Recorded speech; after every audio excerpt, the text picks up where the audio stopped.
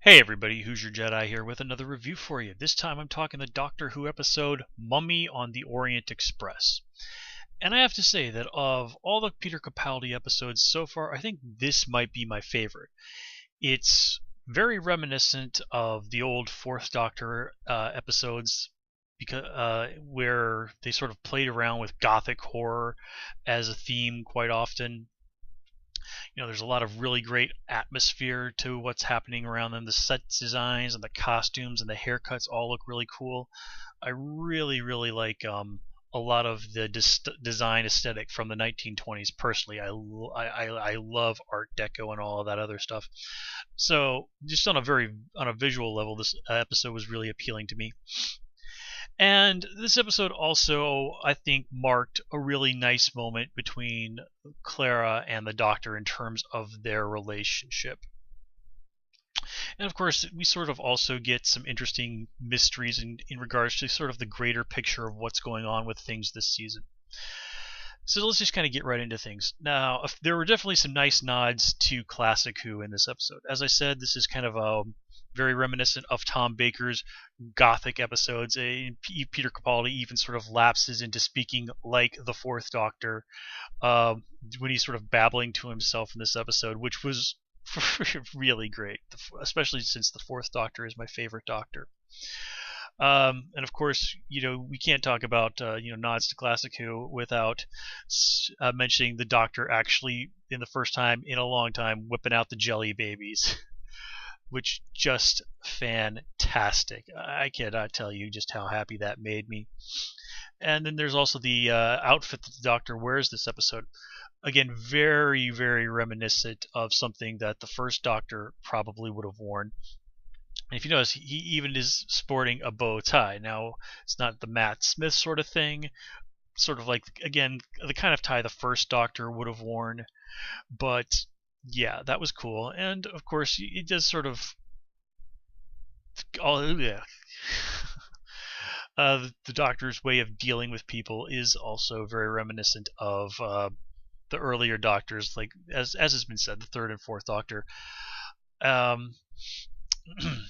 there was also like the old lady who died first. It's been mentioned that she had apparently appeared in Doctor Who before, back in the old episode, The Curse of Fenric, which is really cool. I always like it when they bring back actors who've had a role on Doctor Who previously, even if they're not reprising their characters. It just sort of shows some nice continuity, and it is nice to know that these actors probably have good memories of their work on Doctor Who and were willing to come back for another round. Speaking of actors and whatnot, the fellow that played Perkins, he's apparently a well-known British comedian by the name of Frank Skinner. Sorry, I've never heard of this gentleman before, but I have to say he did a nice job. Perkins was a pretty cool character. And somewhat more controversially, the lounge singer was some pop star by the name of Foxes, who, again, before her appearance in this episode was announced, I'd never heard of. But she seems to be a pretty good singer, and it's kind of hard to fault somebody for going with a Freddie Mercury song. So that was all cool. Now, again, what I really like about this episode is, as I've said, it feels like a classic Fourth Doctor episode, very gothic horror. One of those moments, one of those great stories where you're just like, what in the world is going on here? And the only real criticism I can offer up of this is just the idea that there's a mystery going on, but there's no way for us to figure this out. This is one of those things where weird stuff is going on. The Doctor, there runs around and some people get killed, and the Doctor fiddles around with the sonic screwdriver, and then he just basically pulls an explanation for what's going on out of his ass. And it's like, oh, yes, it's this thing. And they're like, well, okay, Doctor. There's never a chance in hell that I could have ever figured this out, but this is Doctor Who, not a mystery show, not where you're trying to see if you can figure out who the killer is before the main character is on the show does, but still, it's just like, really? I don't know. Maybe that's a justified feeling or not, but still, That's kind of one of the great problems of New Who, is that it's very big on the cute idea, but isn't always willing to go through the storytelling necessary to really make the cute idea pop properly. But anyway, now somebody noted the Doctor kind of deals with the main the conductor guy, who he even notes was a former soldier, and the Doctor doesn't really have much of a problem with him, beyond the fact that the guy is a little reluctant to take things as seriously as he probably should. But you have to point out there, when the Doctor is dealing with him, he basically says to the guy, "Yeah, you used to be a soldier, but there's no more fight in you." And in that, I think that kind of takes the hostility out of the Doctor's reaction to the guy, at least for being a soldier. And I think that's kind of really where the Doctor's problem with being with soldiers really is, that willingness to sort of reach for violence as the first option, which is just the antithesis of everything that the Doctor believes in. I mean, we see this right away when he's dealing with Journey Blue. When he first encounters her, basically the first thing she does is stick a gun in his face and start making demands. And then the Doctor's like, "No, that's not how it is." And she keeps at it, and he's like, "No, that's not how this is going to be." And eventually it dawns on her that she could just say, "Please." And I think it's that kind of mentality that is really what the Doctor is opposed to in terms of dealing with soldiers. But I think a lot of it is also just him sort of dealing again with his feelings about having been the war doctor. Somebody who abandoned the idea of trying to talk things out, trying to come up with a reasonable and peaceful solution first, in favor of, "I'm going to get me a gun and go shoot some Daleks." So, the 10th Doctor was the man who runs, the 11th Doctor was the man who forgets. And, well, I think we can basically say that the 12th Doctor is not the man who forgets anymore. I think, in a lot of ways, he is the man who is accepted, who accepts, and regrets. Not that the other Doctors didn't regret. I mean, heck, you could probably make that be basically the title of the 9th Doctor. But I think it's just a case of the Doctor still has not 100% forgiven himself for that. He doesn't like to see that aspect of what was once in himself in other people. And that's kind of what I think is really at his root of hostility towards soldiers. But anyway, kind of getting back to more about what's going on with the Doctor and Clara. And this little jaunt on the Orient Express is kind of meant to be the last hurrah for Clara as a companion.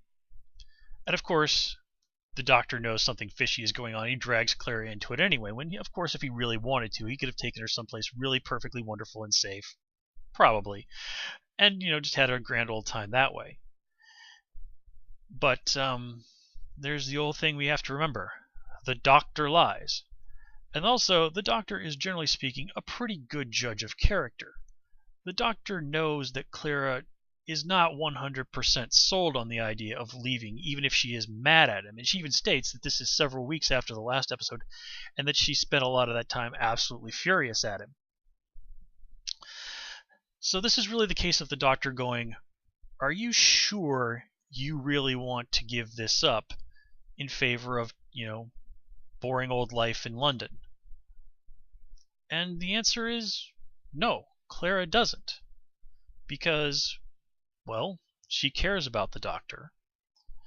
And two, once you've been up on the heights, coming back down to Earth is a lot harder than we often think. Giving up that life, that of incredible things, incredible adventure, all of time and space at your disposal. To walk away from that is not an easy thing. And you have to wonder if maybe that message from the 11th Doctor about how the 12th Doctor needs her didn't come resonating back to her. But I think also part of it was that Clara saw the part of the Doctor that is, well, basically the Doctor even kind of says, sometimes all the choices you have are bad, but somebody still has to make them. And this is very reminiscent of basically what a French philosopher by the name of Sartre said. And this is actually one of my favorite quotes from any philosopher ever. And basically, Sartre boils it down to this. Sometimes, basically he says, you always have a choice in life, no matter what it is. You just won't always have a choice that you like.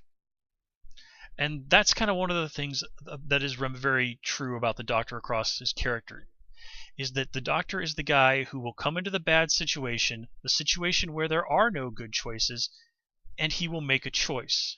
And he will try to make the choice that, lets the most people live, that does the most good.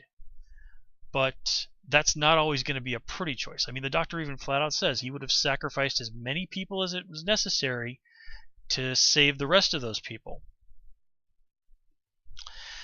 And it's a hard thing to see that.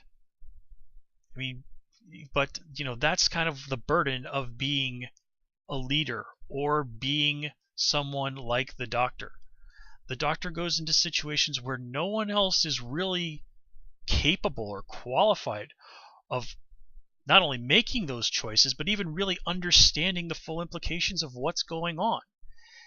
And a lot of the times, if the Doctor stood by and did nothing, then, while granted the consequences of the choices he might make might be pretty bad, standing by and doing nothing would be worse. And I think that Clara sees that, one, this is a burden that the Doctor has to carry, and two, that this is a burden that the Doctor should not have to make alone. The Doctor should have someone like Clara, like all the other companions, to stand beside him and to give him that other perspective, that perspective of the more ordinary person. Because, for all as great as the Doctor is, sometimes he is capable of being blinded by his own arrogance, of not really thinking about things on the small scale, about getting so wrapped up in the big picture that he forgets the little things. It wasn't so long ago that the Doctor came across a fixed point in time, the destruction of Pompeii. And the Doctor saved the day from the aliens and ensured that history would continue on.